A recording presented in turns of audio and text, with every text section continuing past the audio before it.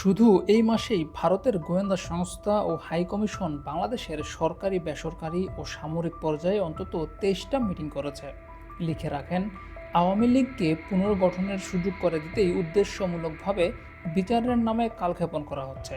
একটা পর্যায়ে গিয়ে বলা হবে, একসময়ের জনসমর্থিত রাজনৈতিক দলকে নিষিদ্ধ করা আমাদের কাজ নয়। যার এজেন্ডায় গণহত্যাকারী আওয়ামী লীগের বিচার নাই, যার এজেন্ডায় আওয়ামী লীগকে নিষিদ্ধ করা নাই, তার সাথে আমরা নাই। গণহত্যাকারী আওয়ামী লীগের বিচার নিশ্চিত ও রাজনৈতিক কার্যক্রম নিষিদ্ধের সুস্পষ্ট রোডম্যাপ না পাওয়া পর্যন্ত আজ রাত 10টা থেকে প্রধান উপদেষ্টার বাসভবন যমুনার সামনে অবস্থান কর্মসূচি চলবে। যার এজেন্ডায় গণহত্যাকারী আওয়ামী লীগ নিষিদ্ধের সুস্পষ্ট বয়ান নাই, তার সাথে আমরা নাই। যুবলীগ, স্বেচ্ছাসেবক লীগ নিষিদ্ধ করার প্রহসন মেনে নেওয়া হবে না। আওয়ামী লীগকে সন্ত্রাসী ও ফ্যাসিস্ট সংগঠন হিসেবে ঘোষণা করে নিষিদ্ধ করতে হবে। আইসিটিতে দল হিসেবে বিচার করার বিধান যুক্ত করতে হবে।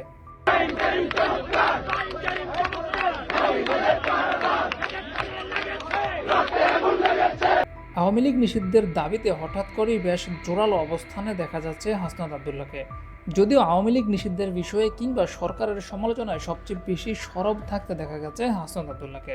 এবার তিনি সরাসরি ডক্টর ইউনূস তথা অন্তর্বর্তীকালীন সরকারের বিরুদ্ধেই লড়াই নামছেন। জানিয়ে দিয়েছেন, আওয়ামী লীগ নিষিদ্ধের বিষয়ে যারা গড়িমসি করবে তাদেরকে আর সাপোর্ট করা হবে না। ঘোষণা অনুযায়ী প্রধান উপদেষ্টার বাসভবনের সামনে হাসনাত আবদুল্লাহর ডাকে চলছে অবস্থান কর্মসূচি। সেখানে আওয়ামী লীগ নিষিদ্ধ নিয়ে বিভিন্ন ধরনের স্লোগানে মেতে উঠছে তারা।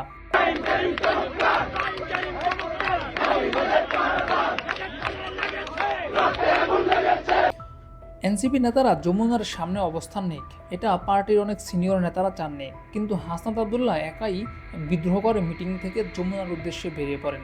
তিনি মিটিংয়ে বলেছেন, আওয়ামী লীগ রাজনীতি করলে আমি রাজনীতি করব না।